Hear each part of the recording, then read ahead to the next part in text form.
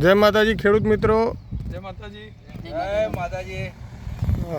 આજે અમારા ગામના અને આજુબાજુ ગામના ખેડૂતો મારું ગામ બામરોલી મરચીની વિઝિટમાં આવ્યા છે. મોસમ સારો હ, મરચીનું વાવેતર કરે લગભગ 25 દિવસ જેવું થઈ ગયું. અને આ લગભગ બધા તમે બધા આમ તો મરચીના જ ખેડૂતો છો.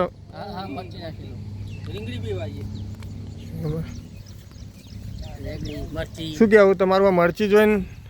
મેં આ ગટુભાઈના ફોર્મ પર આવી તુલસી ફાર્મમાં આવ્યા મરચું જોઈને તો સારું લાગે. પોતાનું રિઝલ્ટ સારું હોય, ગ્રોથ સારો હોય, પણ એમની મહેનત એવી છે એટલે ખાતા બાતા જે ભરી એમને એવું સારું એમનું.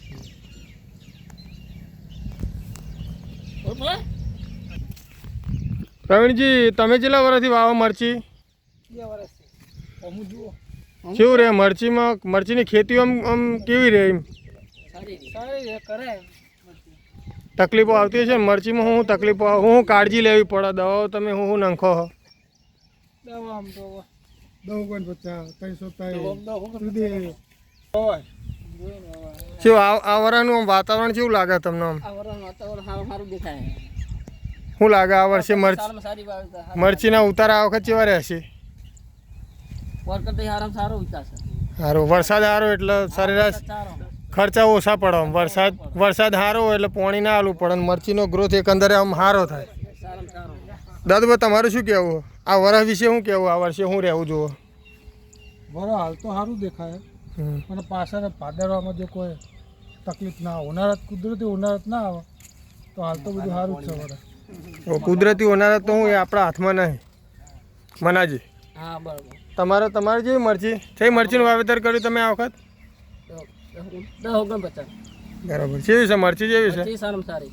જો હેરાન થયા આ વખત વાતાવરણમાં? આ વખત થોડુંક વરસાદે થોડુંક આઘું પાછું કર્યું હતું એટલે આ વખત થોડું શરૂઆતમાં ખેડૂતો વધારે હેરાન થયા. આ વરસાદના કારણે બે પોણી પાવું પડે અમારે. હેરાન થયા છો તમે? થોડા હેરાન થયા, પણ અમારે અત્યારે શાંતિ. ખાતર બાતરમાં તમે ખાતર જેવું વાપરો અત્યારે? હાલ સલ્ફેટ વાપરીએ. ડીએપી જેટલું કઈ રીતનું હાલો? શરૂઆતમાં અલગ કે પછી છૂટું અલગ? કઈ રીતનું અલગ? પેલા શરૂઆતમાં પારા માલીએ, પછી પાડા ચડાવીએ, એટલે પાળા એટલે અંદર ખેડ કર્યા પછી ડીએપી નાખીને પછી માટી ચડાવી. આ પાળા જે તમે મોટા કરો એનો ફાયદો રહ્યો આમ? હા, ઘણો ફાયદો રહે.